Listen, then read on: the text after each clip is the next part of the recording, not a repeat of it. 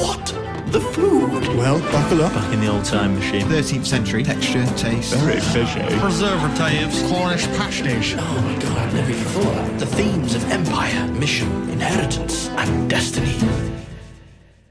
Hello and welcome back to What the Food, the podcast that uncovers the origin stories of dishes, food items and drinks from all around the world. We dive headfirst into history to try and figure out why we eat the food we eat. My name is Miles Dickinson, here with Andy Cantor and Dom Gray, and today we're uncovering the origin of Chop Suey. System of a Down song. That's what we're going to talk about. Yeah. I wrote this whole episode with that song on repeat. Constantly. I need to re-listen to that song, I've not heard it for years. Just get on now, mate. Yeah. Oh, this is great. Yeah. This is great, yeah. But no, we're not talking System of a Down today. We're talking food. Talking scran. Talking Chop Suey scran. So you boys have had it before. You've eaten a Chop Suey before. I think so. I think Yeah. Yeah. They're pretty common on the Chinese menu. Chinese order. Hot Wins round the corner. Great name. Yeah, great name, innit? Hot Wins. Great name. And the logo is Kung Fu Panda. Wow. Not bothered about copyright whatsoever. Not at all. No one from Disney or Pixar or the fuck owns Kung Fu Pandas driving around. I think it's DreamWorks, you know? DreamWorks. But yeah, Chop Suey. Let's paint a little picture, just in case there's some listeners out there who don't know what Chop Suey actually is. Imagine a plate piled high with tender strips of meat, usually chicken, beef or pork, stir-fried with an assortment of crunchy vegetables like bean sprouts, celery, bamboo shoots, peppers, anything you can find, essentially. And then all of this is kind of brought together in a savoury sauce made with soy sauce, garlic, and sometimes little hints of oyster sauce. Just a bit of umami in there as well. A fishy one. Just how I like them. The fishy one. What sauce you put in this, Mouse? Not the fishy one. Fishy one. I don't know what it is about some of these Chinese dishes, and we'll probably come to it, but what is the difference between that and like a stir fry? Because you just kind of described a stir fry there, but we're calling it Chop Suey. Is it kind of the same thing? It's all, it's all meat and vegetables stir fried in a wok, isn't it? Yeah. Not trying to oversimplify, an ancient cuisine here. But the Chinese aren't that great. All they do is you throw chicken and vegetables into a wok, frack it around a bit, and serve it up. Fuck it around a bit. Wow.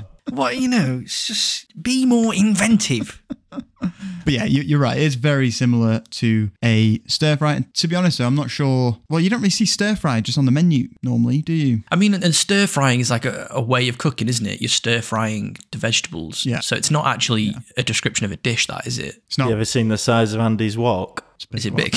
It's big and heavy, yeah. Pre-seasoned as well. Wow. Came out of the box pre-seasoned. No, I pre-seasoned it. I watched him season his wok. That sounds really intimate. Yeah, it was. But yeah, back to Chop Suey. Now, weirdly, Jennifer, Genia? Is that her name? Did I get that wrong? Jenny from the block. Who's this? She used to have a little... Now she's got a wok. Got it. Oh, what a belter. Yeah, brilliant. No, wait, so for whatever reason, not one bit, she hasn't got a wok. No, I just wrote this lady's name wrong, so apologies for that. I called her Genia, but that's not a name. Don't know why I wrote Genia down. It's definitely Jennifer. She could be French. Genier. Jenny. No, she's not French. She's American. Jennifer Lee, and she's the director of Frozen and Frozen 2. When I was doing research for Chop Suey, this quote of hers kept coming up time and time again, and I feel like it's quite a good quote to help set the scene, I feel, and get us into it. This is what Jennifer Lee, director of Frozen and Frozen 2, has to say about Chop Suey. Chop Suey is the biggest culinary joke that one culture has ever played on another, because Chop Suey, if you translate into Chinese, means sap suey, which, if you translate back, means odds and ends. Right. Biggest culinary joke? Is that really that funny, Jennifer? Yeah. Yeah. From the block. What? Why is she talking about Chop Suey if she's the director of Frozen and Frozen 2? How's she got onto that? Like, what sort of media is she doing? Whether, like, forget about the release date. I want to talk to you about Chop Suey. Chop Suey. Yeah. I know. But it kept coming up time and time again. Wow. Just fucking Jennifer Lee talking about Chop Suey. Oh. The fact that it's a culinary joke that one culture has played on another. She's saying it translates ultimately to odds and ends. Yeah, exactly. We'll come to that when we get to kind of the Chinese origins for the dish. But that's literally what it translates to. Odds and ends. So it kind of makes sense if you think about what a chop suey is. You know, it's got like odds and ends in it. You know, everything that you've got lying about, stick that together, make a quick sauce, chop suey, boom. Cook it slow, cook it slow. I don't want to eat chop suey. Cook it slow, Miles, come on, cook it Miles. slow. Let it go, mate. Come on, let's go. Maybe she was doing maybe it was the press tour in China. You know, like when she's like out promoting the movie and they're in China, and, you know, they might ask like a little Chinese themed question while she's there just to, you know, I don't know. Maybe. What do you think of local cuisine? What do you think of chop suey? Oh, actually, I think chop suey is actually the funniest joke that's ever been seen. I've been waiting for somebody to ask me about that. Thank Actually, you. that dish that you invented is one big joke, right? It's a big joke. It's the biggest joke. She's saying in China. In China, yeah. You've proper had them all on, and I've found you out. I've been thinking it for a while now. Weird. Yeah, weird quote. All right, enough fucking horsing around. Before we dive into the tangled history of chop suey, let's take a moment to appreciate the dish from a sensory perspective, yeah? Close your eyes, as you normally do, and imagine you've just been served a piping hot plate of chop suey. The thing that hits you is the flavour, the smell, the beautiful balance of savoury and umami. The soy sauce brings a deep, salty richness, while the garlic adds a punchy kick. Depending on the recipe, you might also get a subtle sweetness or a hint of oyster sauce, rounding out the flavour profile. Texture-wise, quite a medley, really, of textures. Bit of a slop fest. Yeah, right up your alley then. The wetter, the better. It's, you know, it's known for its gloopiness. They love thickening a sauce a bit of cornstarch over there, don't they? Over there, where? Over where? Eastwards. No. Okay, no. I mean, I guess we thicken up gravies with cornstarch, so we're not that much different after all.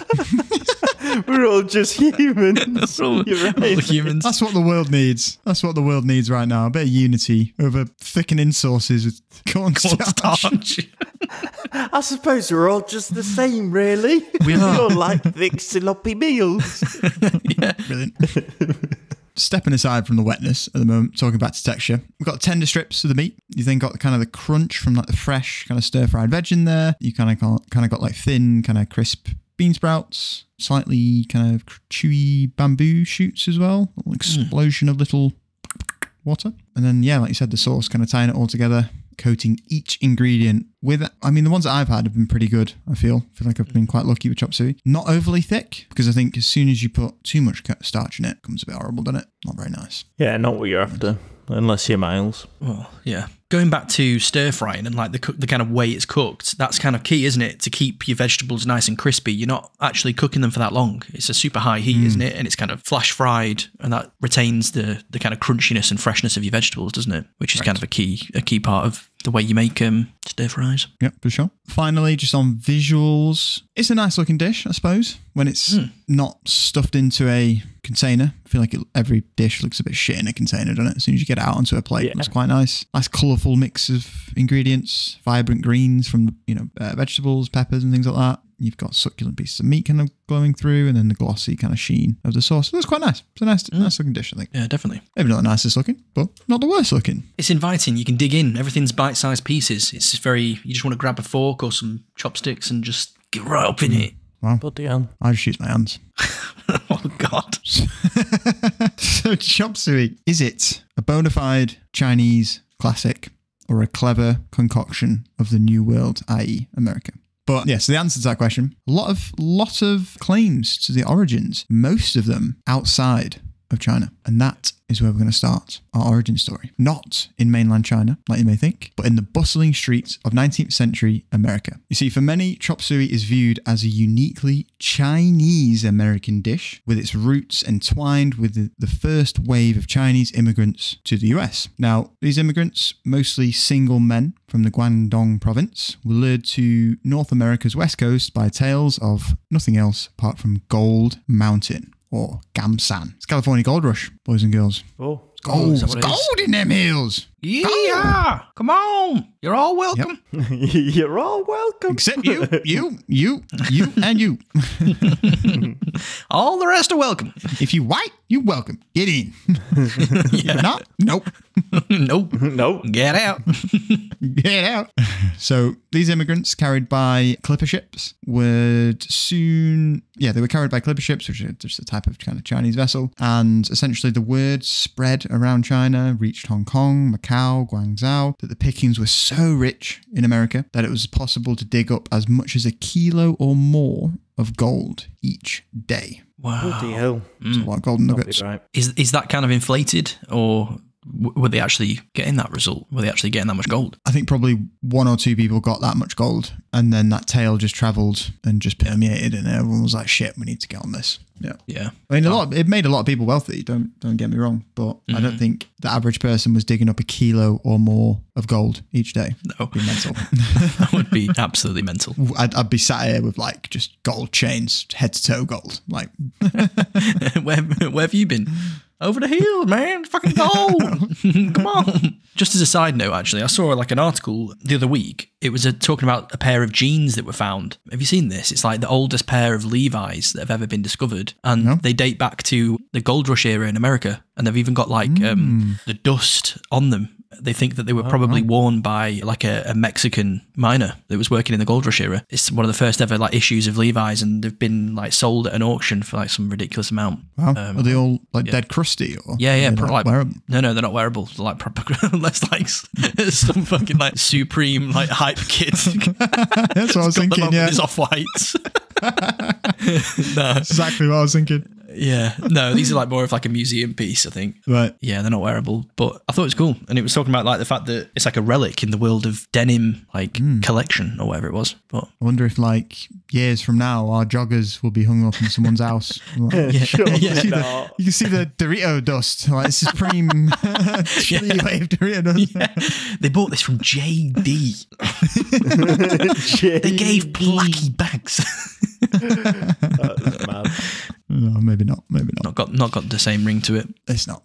But yeah, once this rumor reached kind of mainland China, within months, San Francisco was a hotspot for these hopefuls, with around 25,000 Chinese people moving to California between 1849 and 1851. Wow. Was there anything else that they were escaping from? Was it just the opportunities that there was in America, or were they kind of running away from anything? Well, I mean, it was fine, I think, in China at that time. Not a Chinese history expert. Like, communism and stuff didn't come in until a bit later. So I think it was like okay, but it was like there was people living in poverty, and the chance of a better life, they're going to jump at it, right? Which is why the reason why I say that as well is because most people that went were just single men, and they would have been sending money back to parents and things like that. Whereas if they were escaping something, I imagine that they all would have gone. Yeah, and it would have been a bit women and children would have been with them. Yeah. Yeah, exactly.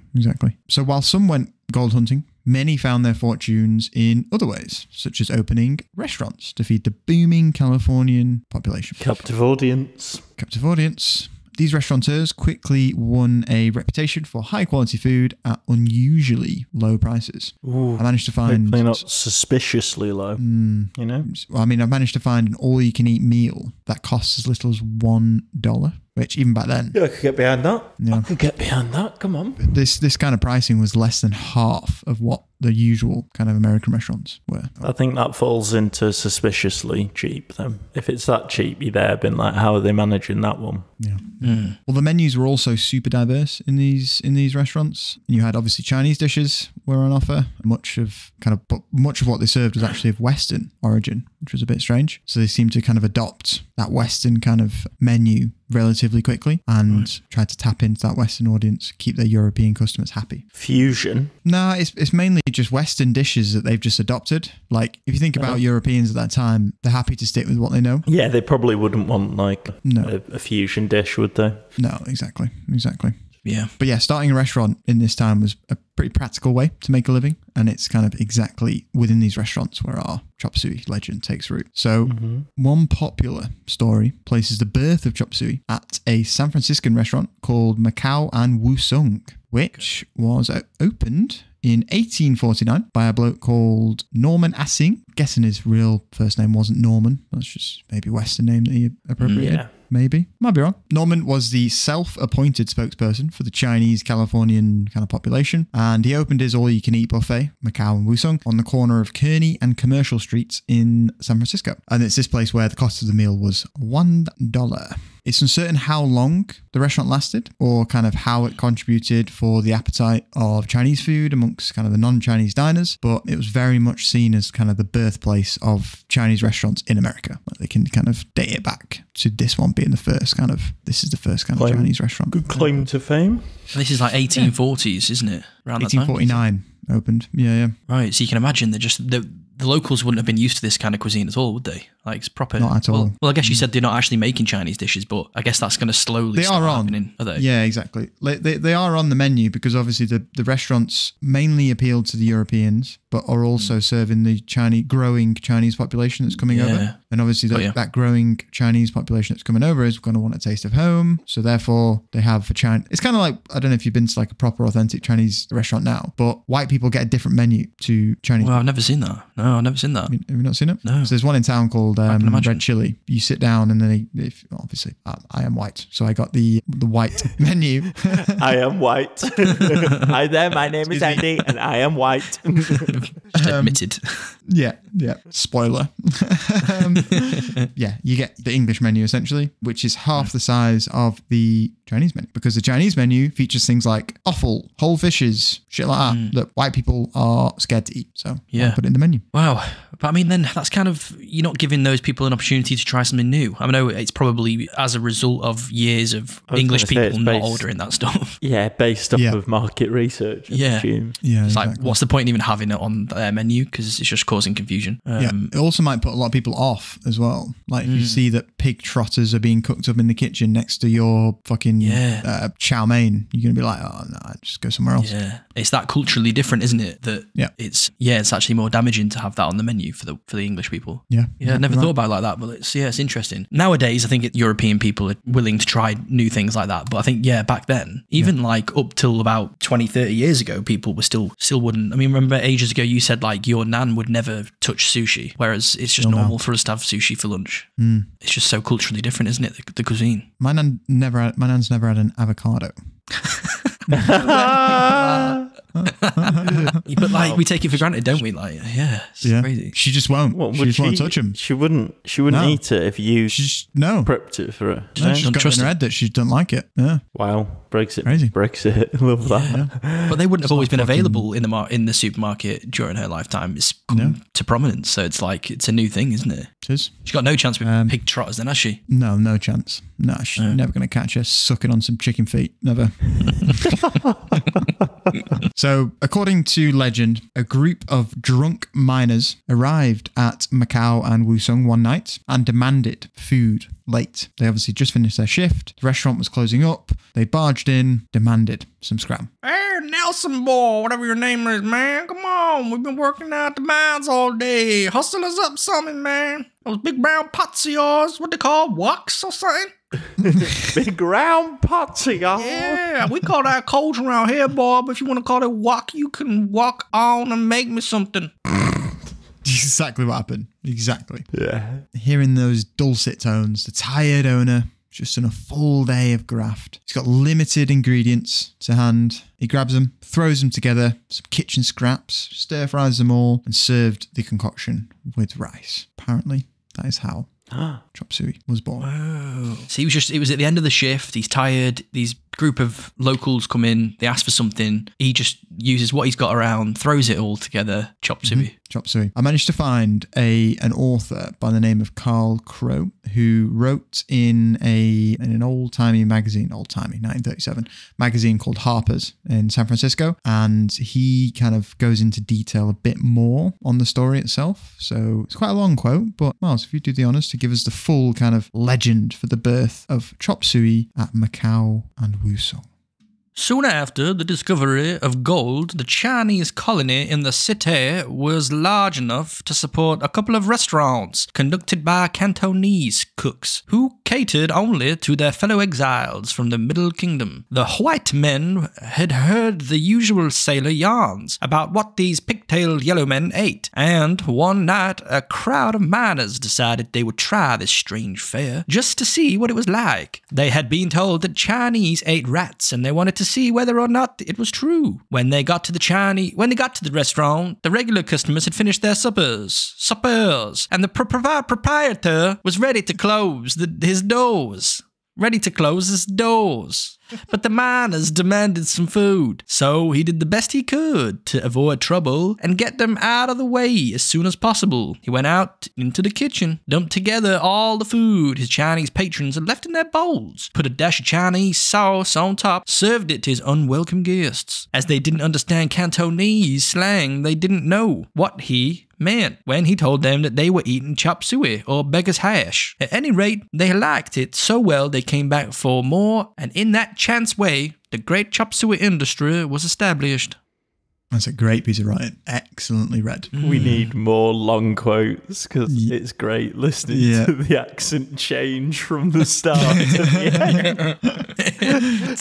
It takes on a life of its own, boys. Cantonese. Well, you know, I'm trying to create a character who doesn't fully understand what he's talking about. I don't really know what I'm talking about either. So it's perfect. It was really good. It's like we had Colonel Sanders sat in the call with us. It was great. Yeah. That is interesting though, like that story.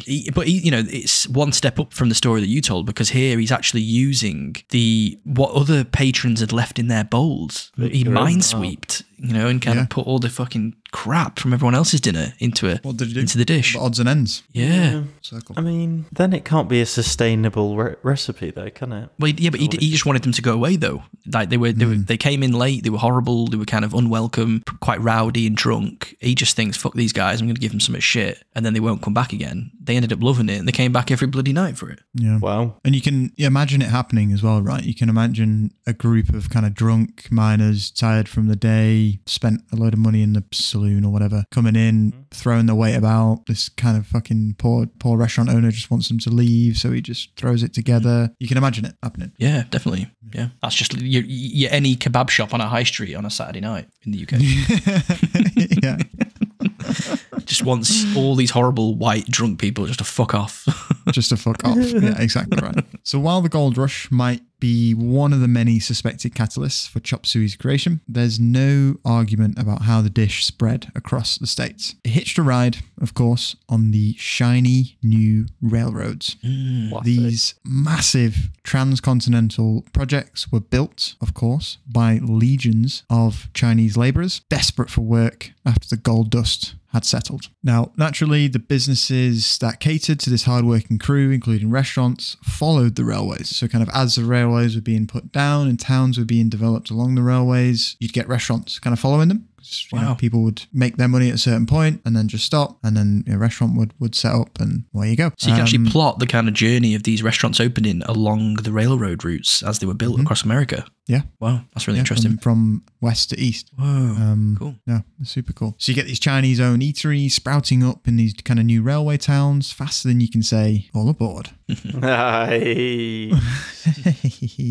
And yeah, I mean, clever kind of entrepreneurs started to, like I said, open up these new restaurants in new territories to dodge competition as well, because if you're the first one to market, you can have a much bigger advantage. So some of them tried to anticipate where the railway, or learned where the railway would be going, and kind of went ahead and set up bases there before the railways were built. Imagine if they'd like changed routes. Yeah. Built a restaurant, it's just in a field. There's a railroad coming one day soon, I swear it. They'll be here any day now.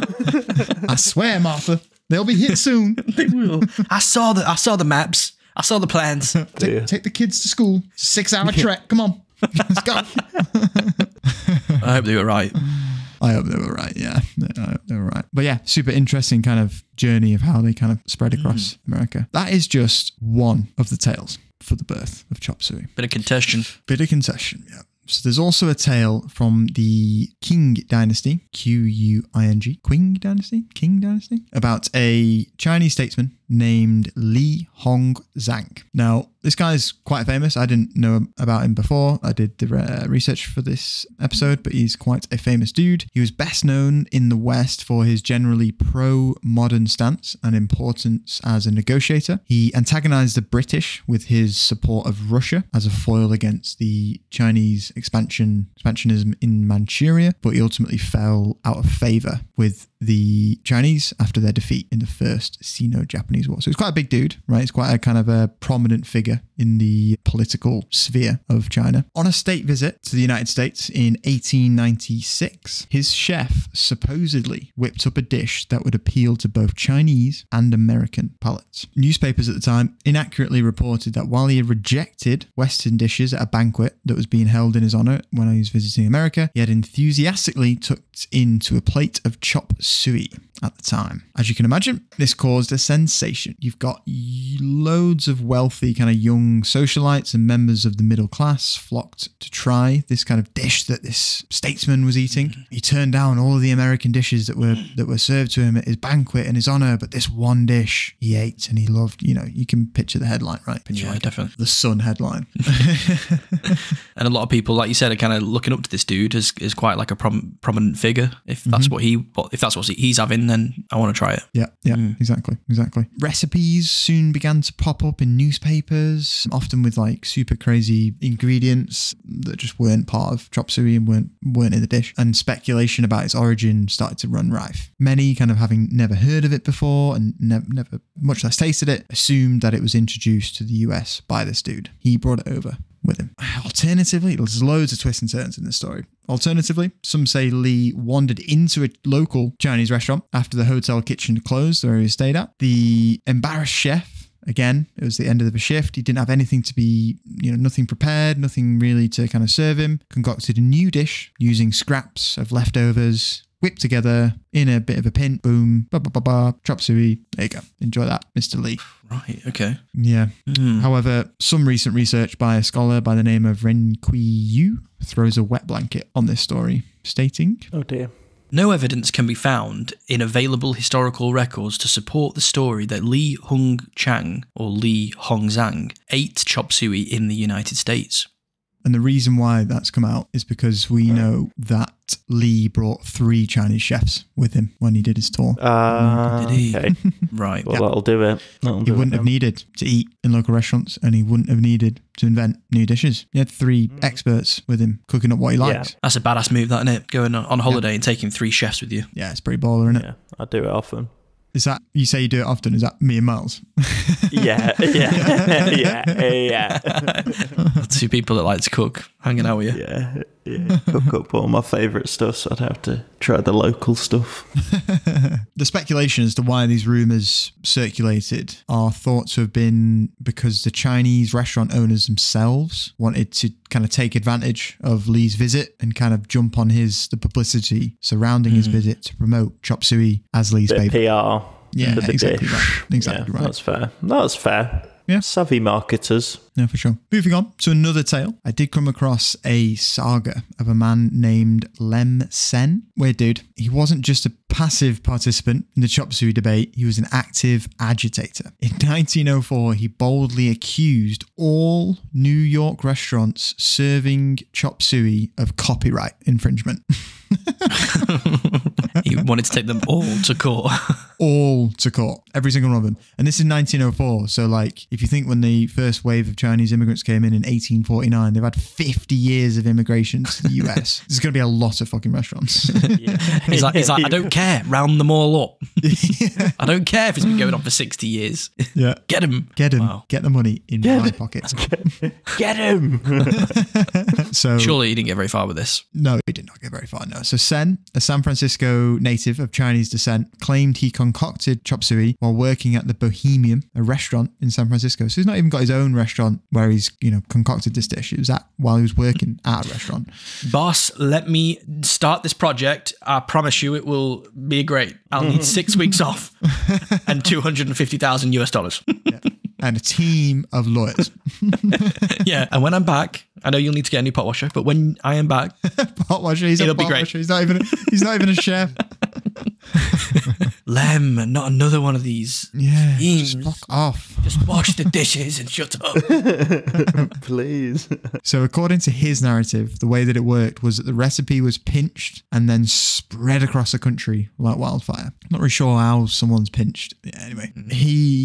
So his claim was that he was the original chef behind the dish, and like we said, he sought compensation from every establishment that dared to serve it. That's a crazy shout by the lad. Like, why is he going in swinging on everyone? Everyone. That's so much work. He's not even done the legwork to be like, oh yeah, it's this particular restaurant in this city that was the issue, this one there. Just everyone. If you're serving this dish, I'm having you. Don't care. It sounds like he's so butthurt as well. He's suing them for stealing it, but also like for the damage it's caused him as well. Yeah, exactly. Sort of mental damage. Yeah. Wow. And he's not even he's not even from China. He's of Chinese descent as well. So like wasn't even that first wave of immigrants coming over. This guy sounds fraudy. Yeah. Maybe that's a sign that he's more American than he is Chinese now, because he just loves to take people to court. Yeah, no, exactly. Yeah. And that perfectly sets up the quote that I managed to find from Lem Sem when he was talking about Chop Suey. He claimed that it was, "No more Chinese than pork and beans." Boom. Wow. Boom. He's had him there. Wow. Fuck out of here, China. Yeah, he's saying it's an American dish. Chinese dish. people, get your hands off. Yeah. Well, not yet. If you think about it, right? He's washing the pots. What's left on the pots? Odds and ends. He's just made it for his lunch. We've all invented a dish, mate, whilst we're making lunch.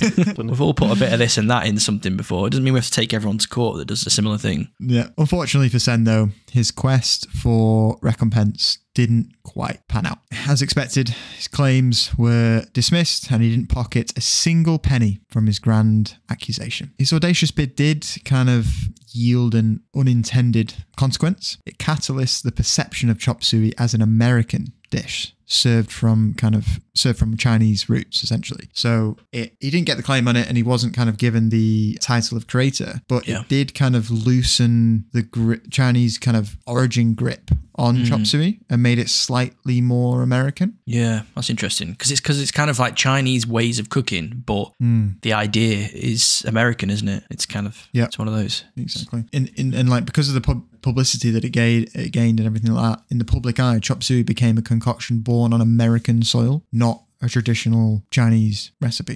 Interesting. Yeah, it is interesting.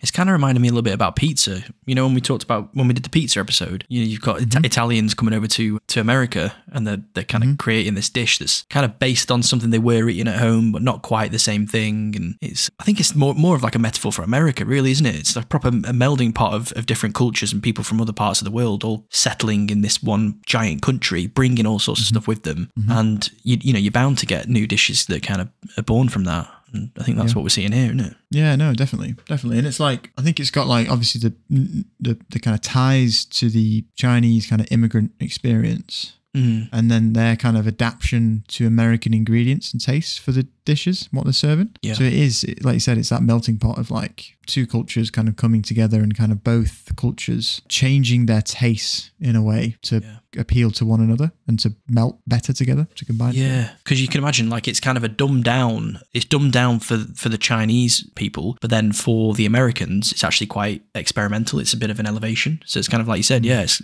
the two cultures kind of meeting halfway here with the dish, isn't it? Yeah. Oh, definitely.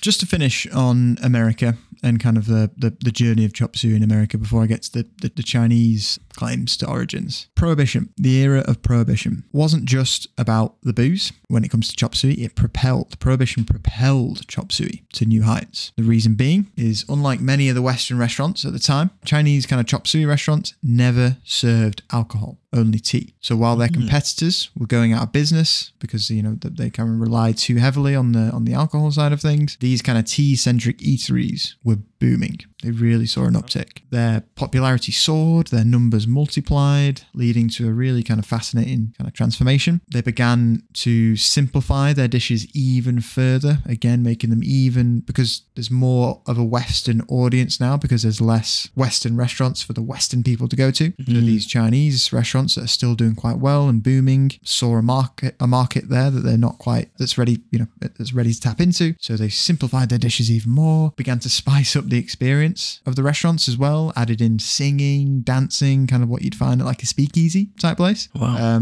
And some establishments also started to introduce more dubious attractions like opium and prostitutes. Oh, come get yourself a chop suey and a yeah. And a chop suey. Oh wow! Ooh. Come on now, this is a family podcast. But trading alcohol for opium.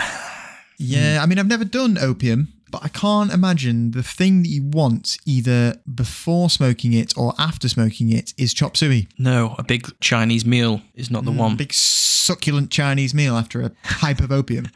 No, definitely not. No. Maybe an Activia at best. Yeah, or a Rennie or something. Kefir. Yeah. A preliminary Rennie. Yeah. Got my pre-opium Rennie. Where is it? So yeah, I mean, this kind of growth had a bit of a paradoxical effect though. Yes, on one hand, they were growing, but on the other hand, kind of the introduction of these more seedy kind of activities into kind of these Chinese-owned restaurants, it started to reinforce kind of deep-seated prejudices. The media of the time, especially films, were keen to play into these stereotypes. So in the 1930 film East is West, chop suey joints were depicted as dens of unspeakable vice. It's kind of like the place where you go to, to gamble, shoot crabs or whatever, and to fucking get prostitutes, smoke opium. Not great. And the title is East is West or something. East is West. Yeah. Yeah. It's literally them just being like, the East is now here in the West. Yeah. Exactly. I don't like it. It's a problem. Yeah. Meanwhile, in the 1919 film, great title, The Detectress mocked chop suey as a revolting mix of dead dragonflies, shoe leather, and puppies. What the hell is even that? I know. Dead dragonflies, shoe leather, and puppies. Such a rogue combo. In a film as well. Like you can imagine like a black and white film, like that scene, old school American bloke. Yeah, not great. But I mean, yeah, deep-seated prejudices continue to flourish. And if you think about it as well, like you probably have a lot of unemployed Western restaurant owners at this time as well. And to see these Chinese immigrants making a lot of money and doing so well, you can imagine, So rumours continued to circulate that the Chinese immigrants feasted on rats and mice and all sorts of shit like that was just rife throughout the 19th century. And it did not abate even when Americans developed an appetite for chop suey, Super kind of oxymoronic stance, really. Yeah. And I managed to find a really nice quote from Eddie Huang, if you guys have heard of him before. He's like a bit of a celebrity chef. But you just hit his second name so hard. Hit us with that again. I went in, didn't I? Eddie Huang. Yeah, I fucking love that. I love that. He I felt it whipped on the back of my head. But yeah, I managed to find a quote from Eddie. Anyway, this is what he had to say to NBC News on the whole matter. I think that the change in people's perceptions and their open-mindedness towards Chinese food is only happening when it's packaged and presented to Americans in a way they like. Pretty bob on. Yeah, they need it presented to them in a certain way that's kind of palatable, metaphorically, for them. Yeah, for sure. Despite the slander, though, there was some good things. Chop suey started to become a bit of a symbol of urban sophistication. Louis Armstrong wrote some songs about it, or featured it in some songs. Chop suey, really nice. I'll have it with heaps of rice. I laughing to myself, what a wonderful life. Sent it, absolutely sent it. What an incredible For like the first 5 seconds, I was like, what the fuck is he doing? Is he having a stroke or something? Oh my God. Oh, wow. So good. Louis, he loves it. So good. So good. Chop Louis. Chop Louis. I'll have that one on the socials. Chop Louis. Oh, God, I'm crying. Oh, God, that one got me. That one really got me. You said Louis Armstrong, and I had to go for it. Yeah, I know. Respect. So quick, Respect. mate. Yeah, wow. it's fucking so good. I love that. You reach deep inside your mind. Picked out his biggest hit and just chop sueyed it. It was fucking Chop sueyed it. Wow. Don't really know how to get back on track here. I was going to say, we're in trouble here. Huang rocked us, and then Chop Louis broken us. Yeah. Huang fucked us right over. Yeah. We're having some Christ. intellectual chats up until that point. Yeah, God. We've just had a silly 5 minutes. 3, 2, 1. Yeah, so Chop Suey Louis is writing songs about it, and artists like Miguel Covarrubias and Edward Hopper immortalized Chop Suey in paintings of New York nightlife. Wow. Even Sinclair Lewis's 1920 novel Main Street featured Chop Suey, with protagonist Carol Kennicott scandalizing the sleepy town of Gopher Prairie, Minnesota, by serving it at a party. Here is a little excerpt from Main Street. Before they were quite tired of the concert, Carol led them in a dancing procession to the dining room, to blue bowls of chow mein, with lychee nuts and ginger preserved in syrup. None of them, save that city rounder Harry Haydock, had heard of any Chinese dish except for chop suey. With agreeable doubt, they ventured through the bamboo shoots into the golden fried noodles of the chow mein, and Dave Dyer did a not very humorous Chinese dance with Nat Hicks. Don't know what a not very humorous Chinese dance would look like. Yeah. Anyone want to have a go? Tom? Gotta be rather. Whoa. He won the 1930 Nobel Prize for Literature for that book, Main Street. Wow. Yeah. It's meant to be a corker. Meant to be a good one. Probably won't read it. The tide began to turn following the Japanese invasion of China in... A bit serious now, come on, lads. The tide began to turn following the Japanese invasion of China in 1931 and the repeal of the Chinese Exclusion Act in 1943. Chinese immigrants began to be increasingly seen as victims rather than threats in America. And there was a subsequent kind of renaissance of Chinese cuisine in the United States that really pushed chop suey out of the culinary picture. So I say pushed it out because all these new, more authentic Chinese dishes are coming in because the US is more accepting of Chinese themselves. So therefore more accepting of the actual Chinese cuisine rather than this bastardized American Chinese concoction. That's interesting. Because as a flavor profile, chop suey is it's kind of umami, like you said at the beginning. It's salty. It's got the soy sauce, a bit of oyster sauce in there, but it's not that kind of unique, is it? In a way, it's quite just like a generally meaty kind of dish. It sounds like it's heading towards its rightful place as the extra shared dish that we were talking about earlier. You know, like you say, it's not good enough to justify you ordering it just for yourself. It's like a crowd pleaser. It's just kind of yeah. Whereas it sounds like these people are getting more interested in trying like some more unique flavors, something a bit more stronger, something that packs a punch, maybe. Yeah, for sure. I managed to find a really good quote from a anthropologist by the name of Bennett Bronson. Great name.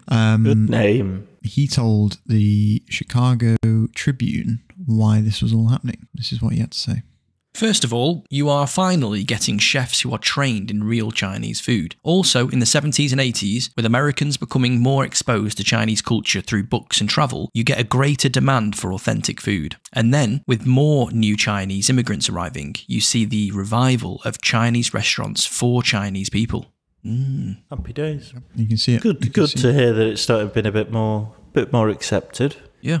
And more immigrants are coming, so there's more of a need for Chinese restaurants that actually provide authentic Chinese food as well, which is cool. No, for sure.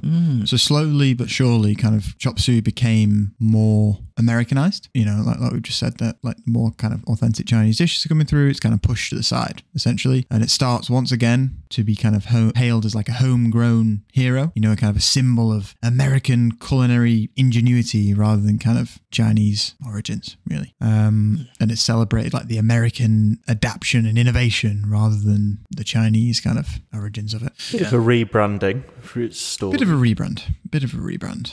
Weirdly though, around 1968, chop suey begins to fall out of popularity in the US, and you can actually track the exact moment where that decline starts. And it is in 1968 when then President Lyndon Johnson was roundly mocked for serving chop suey to Thailand's Chinese food loving prime minister. So the prime minister for Thailand was on a state visit to the US, and there must have been some intel from various places and passed to Lyndon by his staff that this Thai president loves Chinese food. So Lyndon was like, what's Chinese food? Great, we've got loads of it. Chop suey. Get him chop suey. And I think it didn't land well and the meal didn't go very well. And it was obviously, you know, this is the age of newspapers and media and things like that. And it just kind of shoved out all over the shop. It's weird. So what, that kind of tarnished the reputation of chop suey as a dish? As an authentic kind of Chinese dish that you would order from a Chinese restaurant. Yeah. Right. Wow.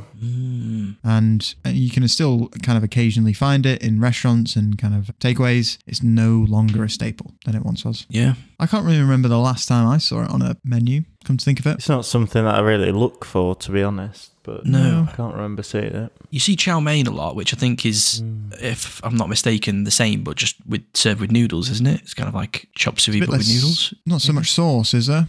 In Yeah, chow mein, not it's a as bit much. dry. Oh yeah, it's drier, isn't it? Yeah, maybe not then. Not as sloppy. You wouldn't order it. Yeah. Yeah, I don't think. Yeah, you don't see it very often. No, you don't. There you go. That's why. Lyndon Johnson. Cheers, mate. Thanks for Cheers, ruining lad. it for us.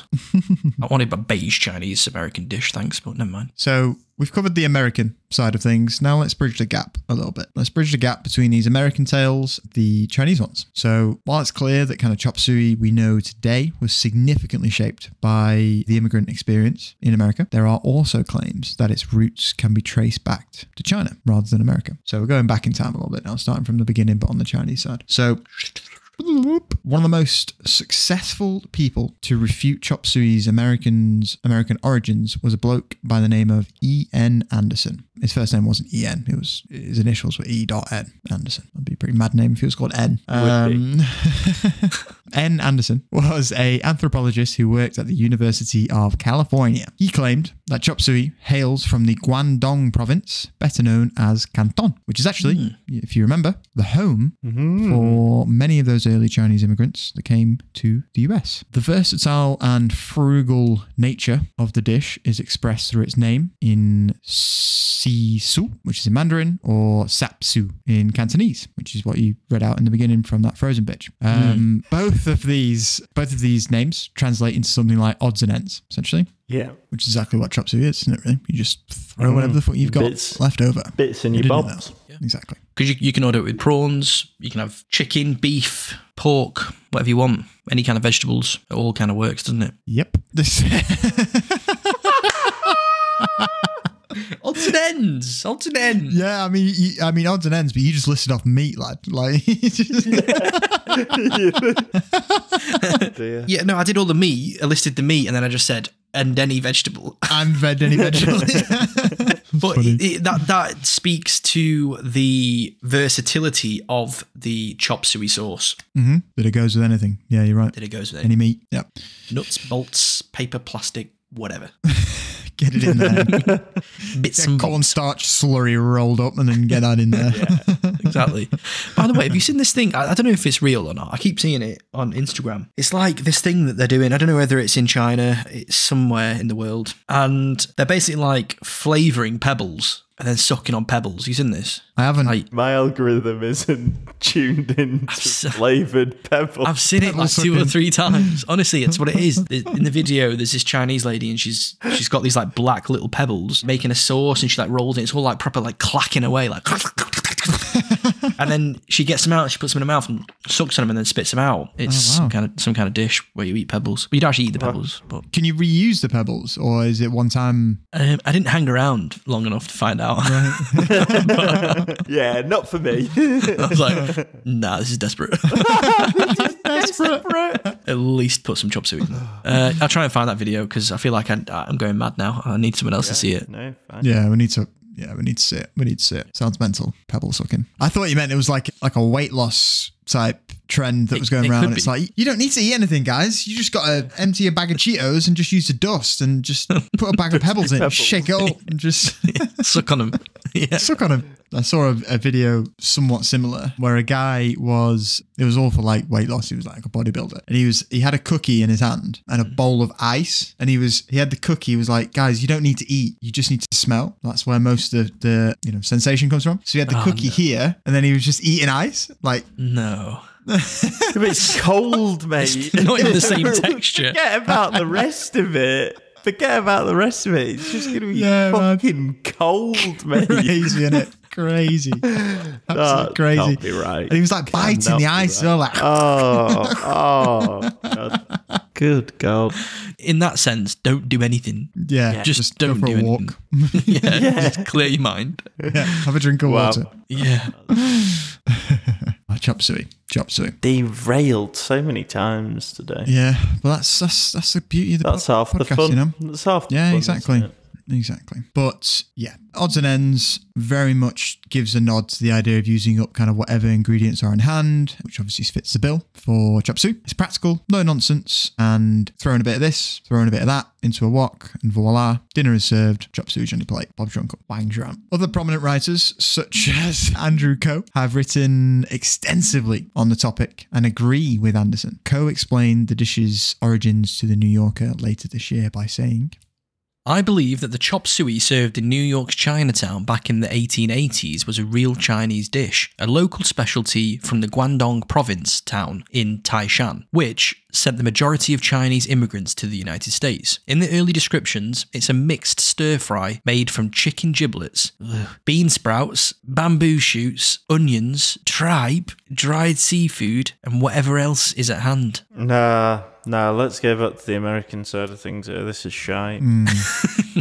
Sounds like a typical Westerner. I'm not having that. Are you joking?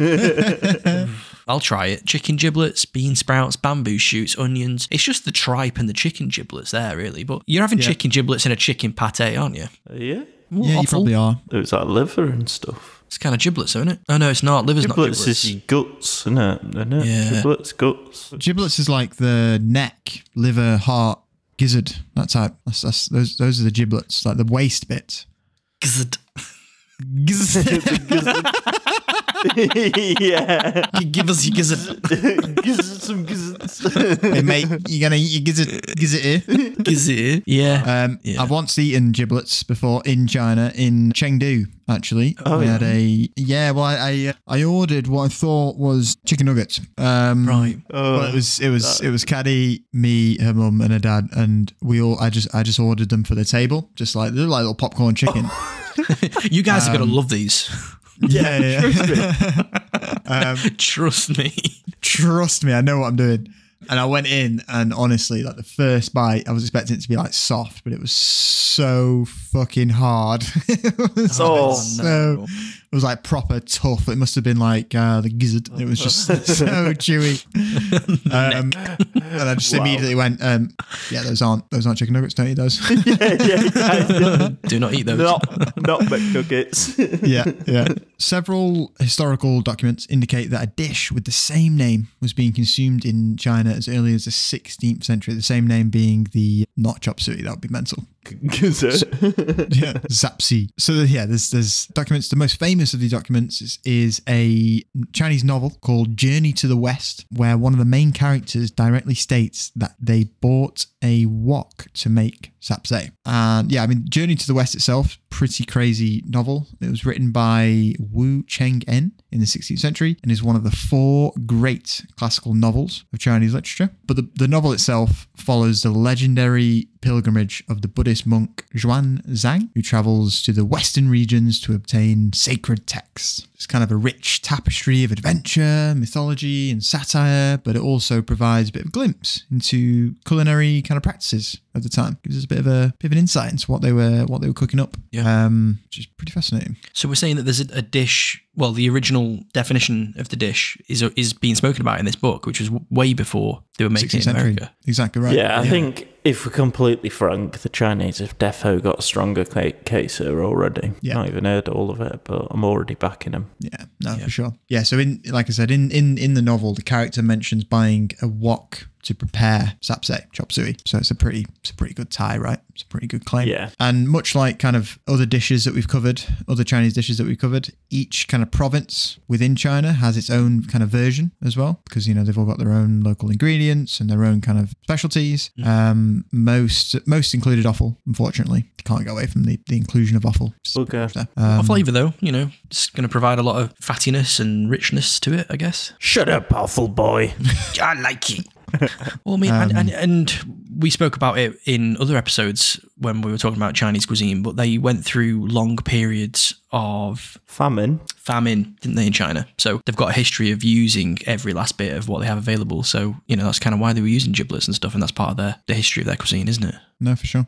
But I mean, other ingredients were added kind of just depending on what was available, really. And that's kind of like the true beauty, I suppose, of Chop Suey, is that ingredients can be added or omitted without drastically changing the dish. You can essentially throw whatever you've got in there, or whatever you don't have, you won't miss it unless it is everything. You can't just put like... It's not a magical dish. Yeah.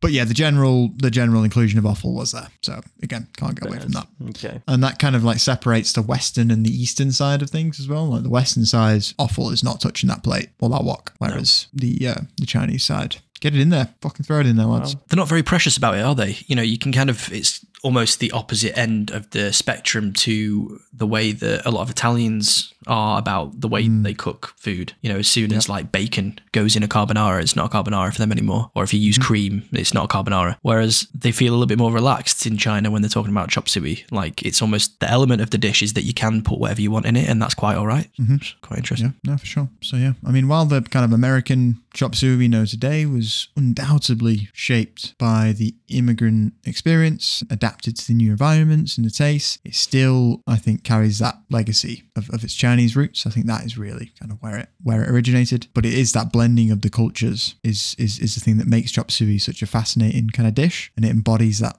spirit of innovation, adaptation that kind of characterizes much of Chinese American cuisine. Phil. Yeah, no, it's definitely an interesting one where it's the kind of immigrant dish, as in it's like adaptable to be successful, just like many immigrants had to find themselves to adapt to be successful. Just to wrap up, chop suey isn't a dish. It's a story of migration, innovation, and the blending of traditions. It's a reflection of how food can adapt to new environments and tastes while still preserving its essence. Whether you enjoy it with offal in a traditional Cantonese style or with a more westernized flavour profile, chop suey remains a delicious symbol of cultural exchange. Good night. Good night, God bless. Chop suey. Wow. Chop suey. Origins in, early China. Well, I say early, but 16th century. It's not very early for China. But yeah, and then the immigrants coming over to America and it kind of starting its new life as a dish there. The journey along the railroads as well, and like how it all kind of travelled across America. Pretty fascinating. Yeah, and a bit of a study into like America just in general, like all the different cultures coming over and kind of bringing elements of their own culture, including the cuisine with them. We did see it a lot in the pizza episode as well. They're kind of changing the recipes of what they ate before to accommodate the kind of local palate, and it kind of just then takes on a life of its own from there, doesn't it? Yeah. And like I said, it then comes full circle. It's like once the locals are then very used to stuff like chop suey, they then want to chase after something that's more authentic. They're kind of ready to take that next step. And yeah, it's like a stepping stone. Yeah. Proverbial gateway drug. Yeah. You will, lads. Yeah. Yeah. Well, there you go. Chop suey. Well, I hope you guys enjoyed that. Thank you for sticking around and being here to, at the end of the episode. We really appreciate having you. If you are one of the people that stick around and listen, we know there's a few of you out there, reach out, say hello on socials. We're on Instagram, we're on TikTok, YouTube. You can usually find us by punching in What the Food podcast, or you can check, the bios and the links that we post. Come and say hello. We'd love to hear from you. Share it with a friend. Get the podcast shared. Yeah. It really will give us a boost. Share it with your friend. Share it with a loved one. Share it with your cousin. Share it with your nan. Yes. I was going to say nan, definitely nan. Cool. Well, yep. Thank you guys. And we will see you in 2 weeks' time for our next episode. Stay safe and we'll see you soon. Bye. Bye guys. Bye.